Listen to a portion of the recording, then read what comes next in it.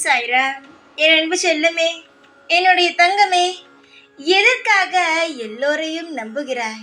எதற்காக எது செய்யலாம் என்றாலும் அதற்கு ஒரு துணை தேடுகிறாய்? எனக்கு யாராவது உதவி செய்யுங்கள் என்று எதற்காக நண்பனிடமெல்லாம் போய் கேட்கிறாய்? உனக்கு தைரியமும் துணிச்சலும் அதிகமாக இருக்கிறது, அதைவிட திறமை அதிகமாக இருக்கிறது. அப்படி இருக்கும் உனக்கு எதற்காக துணை வேண்டும்? துணையை வைத்து வைத்து உனக்கு ஏமாந்தது எவ்வளவு ஞாபகம் உள்ளதா? திரும்பவும் எதற்காக நீ மற்றவிடம் போய் உதவி கேட்கிறாய்? வா, நாம் இருவரும் சேர்ந்தே வேலை செய்யலாம், நாம் இருவரும் எப்பொழுதும் ஒற்றுமையாக இருக்கலாம் என்று. ஏமாற்றும் நபர்கள் அனைவரையும் மறந்து விட்டாயா என்ன? தங்கமே, உனக்கொன்று சொல்கிறேன், காதில் வாங்க. ஒரு 2 பயணிகள் ஒரு காட்டு வழியாக பயணித்து கொண்டே இருந்தார்கள். அப்பொழுது காட்டு நுழையும் பொழுதே அவர்கள் 2 பேருமே அவர்களுக்குள் சொன்னது என்னவென்றால், ஆபத்து என்று வந்தது என்றால் இருவருமே எதிர்த்து நின்று போராட வேண்டும், யாரும் யாருக்கும் விட்டு கொடுத்து விட்டு அதாவது ஒருத்தவனை ஒருவன் விட்டு விட்டு ஓடிவிடக் கூடாது என்று. ஆனால் நடந்து கொண்டே இருக்கும் பொழுதே ஒரு கரடி வந்து விட்டது. ஒருவன் என்ன செய்தான்?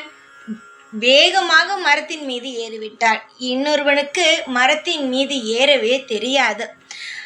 அவங்க என்ன சொன்னார்கள்? இருவருமே விட்டு போகக்கூடாது என்று. ஆனால் பயமென்று வந்தவுடன் பார்த்தியா, ஒருவன் அவனை விட்டு விட்டு மரத்தில் ஏறிவிட்டான்.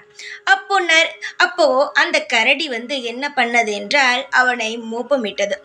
அவன் சுதாரிப்பாக அந்த கரடியை பார்த்த உடனேயே கீழே மயங்கி விழுந்து அவன் மூச்சை கெட்டியமாகவே வெளியே விடாமல் பிடித்து கொண்டான். தங்கமே, அந்த கரடியும் மோப்பம் இட்டு இவன் இறந்து விட்டானோ என்று போய்விட்டது.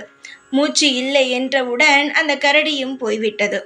அப்பொழுது மேலே இருக்கிறான் பத்தியா, அந்த மரத்துக்கு மேல். அவன் கீழே இறங்கி கேட்டான், என்ன சொன்னது நரி உன் காதில் என்று. அதற்கு அவன் சொன்னான், ஆபத்தில் உதவாத உன்னை போல நண்பனை எப்பொழுதும் நம்பக்கூடாது, நண்பன் என்று சொல்லக்கூடாது என்று சொன்னது. புரிகிறதா? நண்பன் நண்பன் என்று சொல்லி ஏமாந்தது மட்டுமே தான் நீ மிச்சம். அதனால் இதற்கு மேல் நண்பன் உறவு இப்படியெல்லாம் சொல்லி ஏமாற வேண்டாம். உன்னுடைய வேலையை நீ செய்யலாம், உன்னுடைய கடமையை நீ செய்யலாம் தாராளமாக.